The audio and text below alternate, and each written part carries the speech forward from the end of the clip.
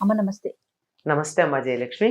జయలక్ష్మి చక్కగా చెప్పారు. అదే నాకు ఫుల్ నేమ్ పిలవడం ఇష్టం అమ్మా. మా అబ్బా! పిల్లల్ని కూడా నేను ఫుల్ నేమ్ పిలుస్తా. అవునా? ఇన్నాళ్ళు జయ అనే అనుకున్నాను.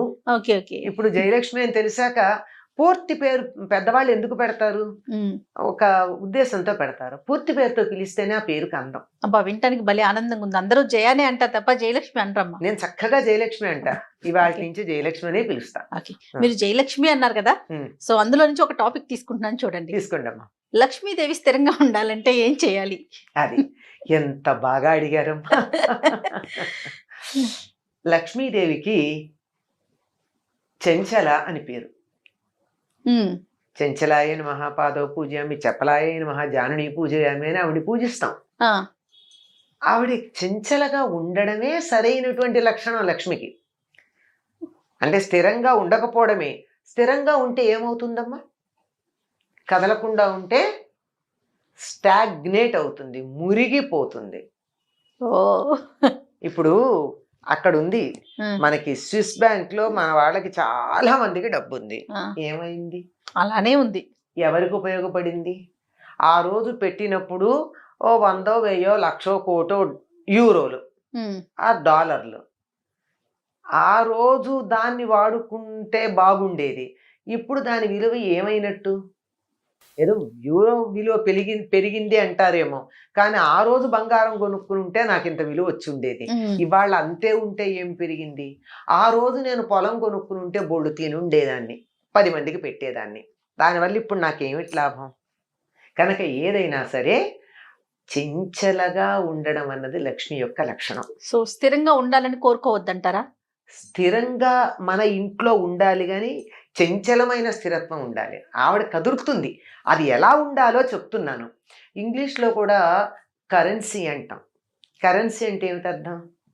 కరెంట్. ప్రవాహశీలము.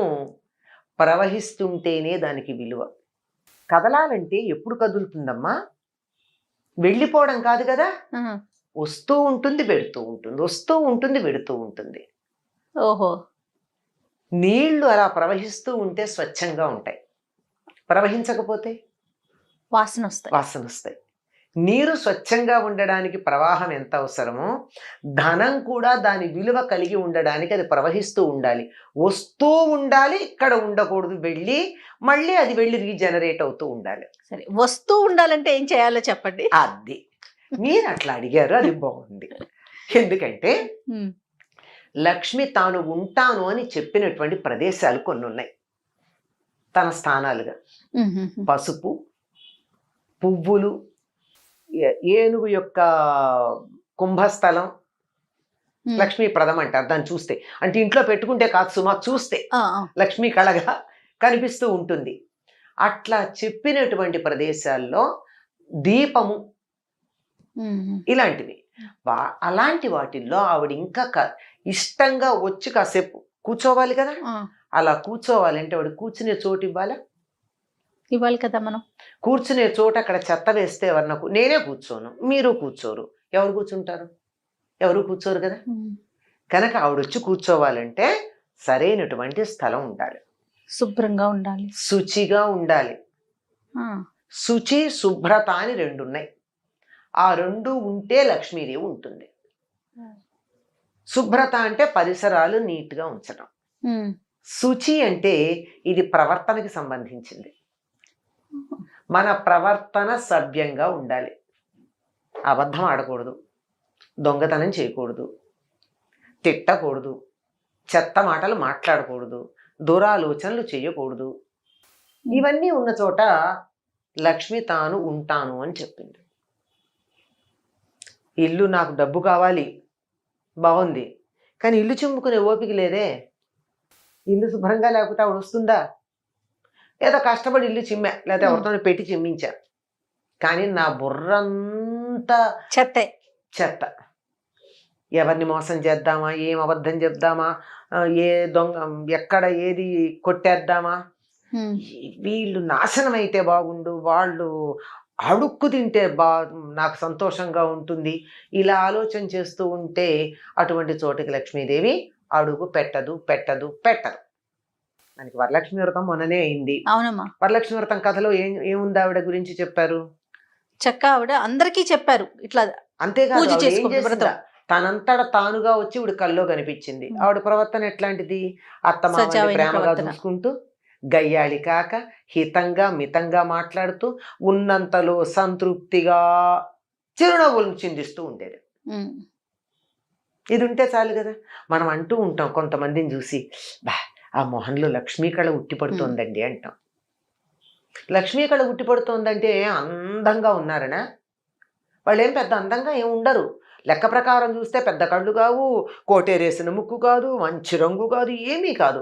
కానీ చూడంగానే ఇంకా ఇంకా ఇంకా చూడాలనిపిస్తుంది.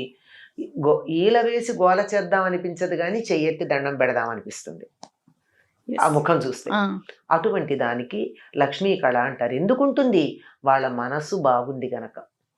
లక్ష్మి స్థిరంగా ఉండాలంటే చాలా మామూలు ఇవన్నీ కాస్త వేగ్గా అనిపిస్తే మామూలుగా ఒక ఫార్ములా లాగా చెప్పాలి అంటే, సూర్యోదయానికన్నా ముందు గుమ్మంలో ముగ్గేసుకుని ఇళ్ళు చిమ్ముకుని ఇంట్లో అందరూ స్నానం చేసి ఉంటే ఆ ఇంటికి లక్ష్మి వస్తుంది. ఆలోచించండి ఎంతమందికి వీలవుతుందో అది. సూర్యోదయం తర్వాత మంచాల మీద మనుషులు కనపడితే ఇప్పుడు మన పని లేదులే ఇక్కడ అని అలా ఆవిడ వెళ్ళిపోతుందట, గుమ్మం దాకా వచ్చి కూడా. ఆ లోపలే అందరూ మెలకువ తెచ్చుకోవాలి. పాచి బట్టలు, పాత బట్టల మూటలు, చెత్త, బూజు, దుమ్ము ఉన్న చోట లక్ష్మీదేవి అడుగు పెట్టను అని చెప్పింది. సాలీడును కూడా స్త్రీ అంటారు, అయినా సరే ఆవిడ సాలీడు ఉంటే ఆవిడ ఉండదు. బూజులు వేలాడుతున్న ఇంట్లో, పాచి ఉన్న ఇంట్లో ఉండదు. స్పష్టంగా చెప్తుంది. విప్పిన బట్టలు దరిద్ర హేతువులు. మనకి ఒక జానపద గేయం ఉంటుందమ్మా, ఇంట్లో ఆడవాళ్ళు పాడుకుంటారు, ఆడవాళ్ళు పాడేది. లక్ష్మీ జ్యేష్ఠ సంవాదం అది. అక్క చెల్లెళ్ళు. ధర్మరాజు యూదంలో ఓడిపోయాడు, అరణ్యవాసానికి వెళ్ళాలి, సంపదలన్నీ వదిలేసి అంటే జ్యేష్ఠాదేవి బాధపడుతుంది. ఆయన దగ్గరికి ఎట్లా వెడతాను, నేను వెళ్ళగలిగిన లక్షణం ఒక్కటి లేదు ఆయన దగ్గర ఉంటుంది జ్యేష్ఠాదేవి. కట్టి విప్పిన బట్ట కట్టడే రాజు, ఆడి విడిచిన నీరు ఆడడే రాజు. ఎట్లా పెడతానమ్మా నేను? ఒకసారి కట్టుకున్న బట్ట మళ్ళీ కట్టుకోడు, ఆయన దగ్గరికి ఎట్లా పెడతాను? ఒకసారి కట్టుకుని విప్పిన బట్ట దాంట్లో జ్యేష్ఠాదేవి ఉంటుంది, అంటే మలినం ఉంటుంది కదా. అవును. అందుకని ఆయన ఎప్పుడు అట్లా ఉండడుగా, శుచిగా ఉంటాడు కదా, నేను ఎలా పెడతాను ఆయన దగ్గరికి? ఆడి విడిచిన నీరు ఆడడే రాజు. ఒకళ్ళు స్నానం చేసి వదిలిపెట్టిన నీళ్లు మళ్ళీ స్నానం చేయడం.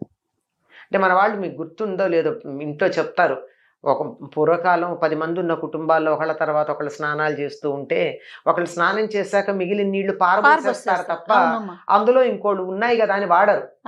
ఒకళ్ళు స్నానం చేసి వదిలిన నీళ్ళని ఇంకోళ్ళు స్నానం చేయకూడదు, అది దరిద్రం. ఇలాంటివి ఏవైతే ఉన్నాయో ఇవన్నీ చాలా చెప్తాయి. చేటలో పళ్ళను చెరపడే రాజు, ఇలాంటివి చెప్తుందంటే.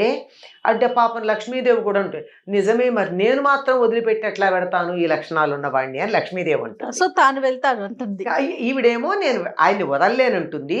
ఇలా జ్యేష్ఠాదేవి ఉంటే ఆయన దగ్గరికి నేను వెళ్ళలేను, ఒక్క లక్షణం కూడా లేదు నేను వెళ్ళాలంటే అని ఆవిడ అంటుంది. ఇవి లక్ష్మీదేవి ఉండాలి అంటే అంటే మొట్టమొదట ఇంటిని, ఒంటిని, బుర్రని శుచిగా పెట్టుకుని సత్ప్రవర్తన కలిగి ఉంటే లక్ష్మి అంటే కరెన్సీ ఏమో తెలియదు కానీ అన్ని లక్ష్ములు ఉంటాయి. ఆరోగ్య లక్ష్మి, సంతాన లక్ష్మి. సంతాన లక్ష్మి అంటే 10 మంది సంతానం కాదు, ఉన్న సంతానం సంపదలాగా ఉండడం. 4 కొడుకులు 4 దేశాల్లో ఉండి ఎవరో ఈడ్చి పారేసే పరిస్థితి ఉంటే సంతాన లక్ష్మి ఉన్నట్ట కాదు కదా. అవునమ్మా, సంతానం వేరు, సంతాన లక్ష్మి వేరు కదా. ఇలా అన్నీ కూడా లక్ష్ములు ఏది మనం కావాలని కోరుకుంటామో అటువంటి సంపదలన్నీ ఇటువంటి సత్ప్రవర్తన కలిగినటువంటి చోట ఉంటాయి. మరి లక్ష్మి కావాలంటే ఎట్లా ఉండాలి? ఖచ్చితంగా శుచిగా శుభ్రంగా ఉండాలి, నోరు కూడా బాగుండాలి. మనుషులమే కాదు, నోరు కూడా. నోరు బాగుండాలి, మంచి మాటలు రావాలి నోట్లో నుంచి. అద్భుతం అమ్మా. Thank you. నమస్తే. నమస్తే అమ్మా.